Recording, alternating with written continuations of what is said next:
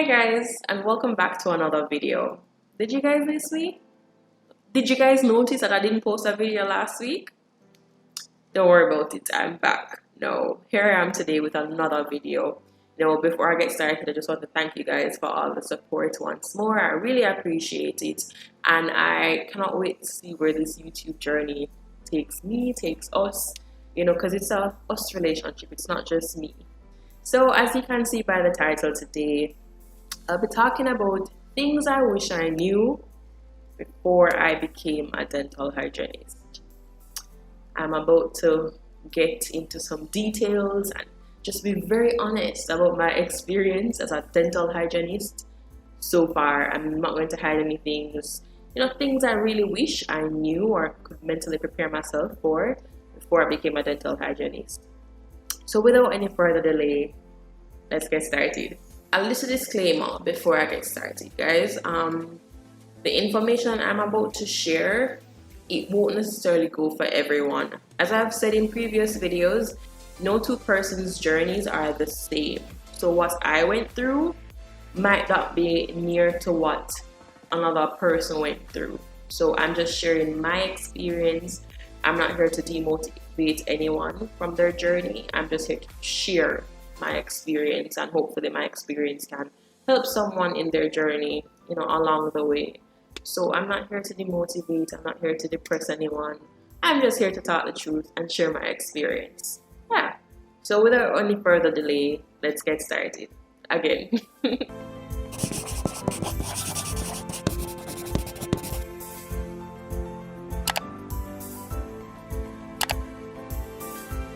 So the first thing I wish I knew before I became a dental hygienist was how difficult and how long it would have taken me to find a job that made sense. Because firstly, I did go through several jobs, as you guys might have known if you have watched any of my previous videos, but none of them were long term because something was wrong somewhere.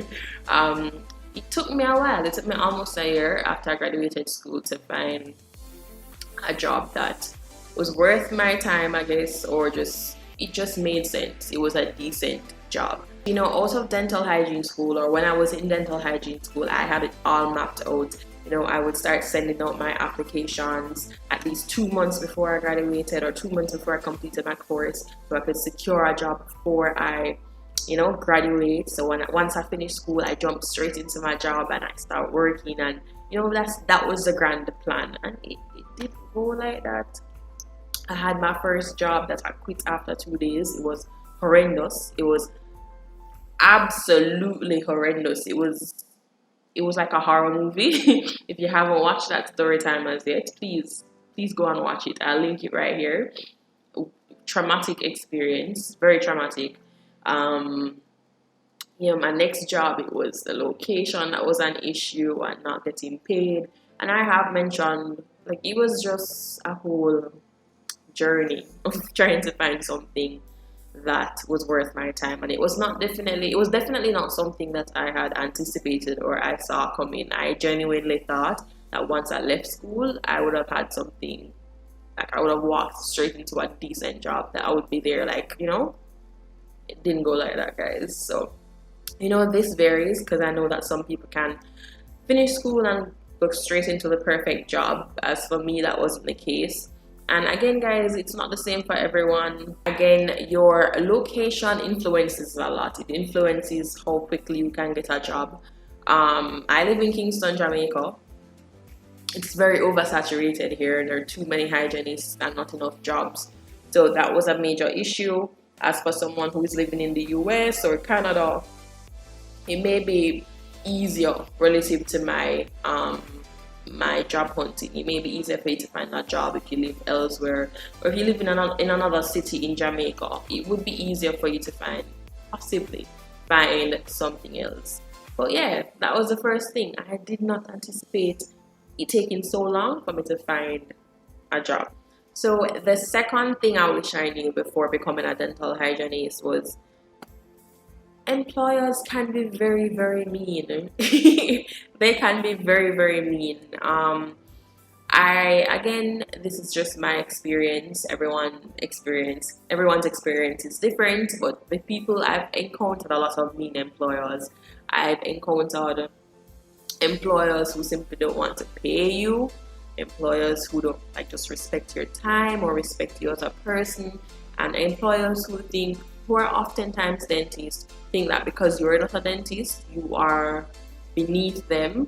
I've experienced that a lot. And before, while in dental school and stuff, I'm not saying I expected the perfect job, because that doesn't exist, but I just did not expect people to be straight up disrespectful to me, like to my face and stuff. So I'm not going to go in details and call names, but even if you watch the story time that I just lived, she was very disrespectful verbally and in her actions.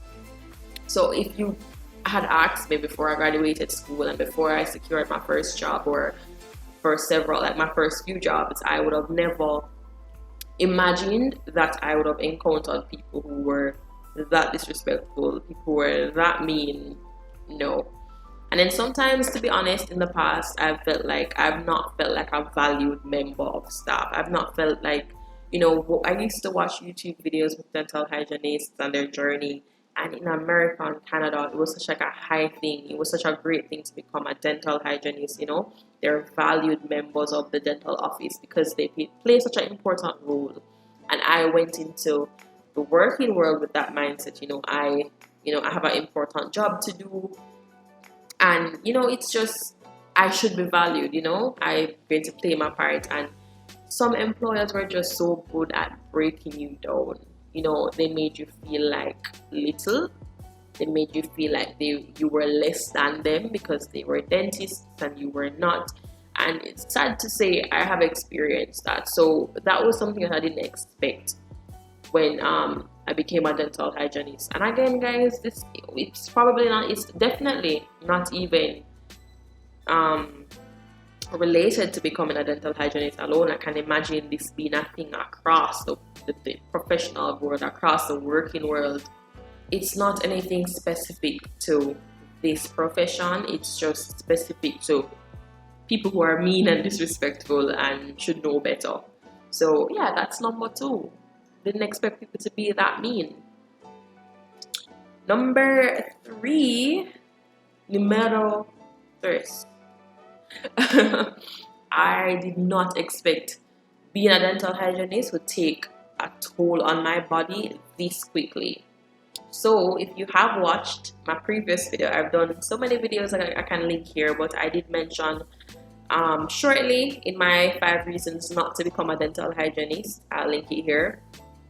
Being a dental hygienist comes with a lot of back pain. Being a dental professional comes with a lot of back pain because we are hunched over patients' mouths all the time. But honestly, I did not expect any discomfort this quickly. I was like, maybe in the years to come, if I'm still practicing, then, I'll start experiencing some maybe backaches when I need to visit the chiropractor every once in a while and get some massages and stuff. But guys, as I'm talking to you right now, I'm in pain. I have this wicked back pain and a side pain that I'm battling right now. And yeah, so I right now I'm learning the importance of stretching and building my core and just being careful with my ergonomics, how I sit, how I bend, how I do this, how I do that, because it's so important. And you can mash up yourself, mash up your body. You just end your career very quickly if you're not careful. So that is something that I'm learning each day, and I'm trying to battle these back pains and get rid of them right now. But definitely did not expect to feel this much discomfort this soon into my career, but I'm learning. So I hope if you're watching this, if you're going to become a dental hygienist soon, pay close attention to your ergonomics, pay close attention to your posture, all of those other things, guys, because backache is no fun. It is very painful. I'm walking sometimes and I have to stop because there's just a sharp pain in my back and I can't move until the spasm or whatever is going on ends. It's not fun.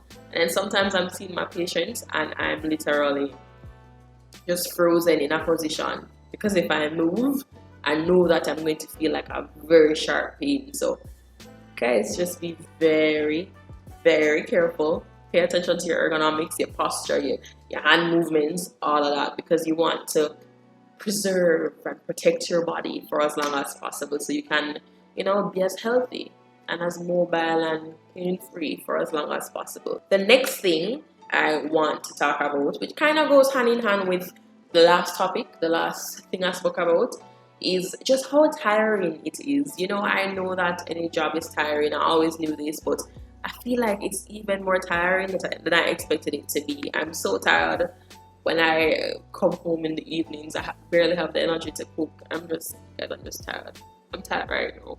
In addition to my last topic, like just overall paying attention to your health is very important, because when you're busy, you're working 5-6 days a week, it's easy to push your health to one side or push little things to one side, and that should never be the case. Always try and put yourself first, guys. If you're tired, take a break. If there's something happening, take a break. Just put yourself first. So, as I said, it's a very tiring job. You're working 5-6 days a week sometimes. You're working from 8 o'clock in the morning and you can work up to like even 6 o'clock in the evening. That's how my schedule is like. And it is a very demanding job, so it's very important that you pay attention to your health so your body can keep up with a busy schedule, because I have experienced a crash so far and it's no nice. It's not nice. It's not any fun. So just pay attention to getting at least your 8 hours of rest, go to your bed early, trying to incorporate like a balanced diet. So important, guys, because I find that whatever I eat, it impacts me heavily. If I eat junk, I feel like junk, and I just feel like I don't have energy to go through the day. I'm tired, all of that. So pay attention to that. Pay attention to physical activity. Try to incorporate some exercises, some stretches. This will help with your overall body health, so you can cope with the long days, and you can also cope with all the back pains and all of that I was talking about before. But pay attention to that, because I was not paying attention to it, and I felt negative effects of it. So pay attention to that so your body can keep up, because it's very easy for you to get fatigued and tired and just crash, and we don't want that. So put yourself first. That's the most important thing. Certainly not least for today's video, the last thing I wish I knew, and I'm going to end on a good note. I really wish I knew how happy some of my patients would make me. There are some patients, like, they're just so sweet and they're just so amazing, and I would be having a bad day and they come in and they start talking to me, they start sharing their story, sharing little things about themselves, and they talk to me, just engaging in a conversation with them, guys. It genuinely makes me happy and it makes me pleased. So yeah, that's one thing, like, I've noticed it since I started working. There are just some patients who are just God sent. They're just amazing people, and they bring such a positive light into your life for that however long they're in your chair for. They're just amazing people, and to how amazing they are, guys, like I just didn't know that such amazing people would come into my chair. They're just so heartwarming, so happy, so positive, and I'm just so grateful for some of the interactions I have sometimes.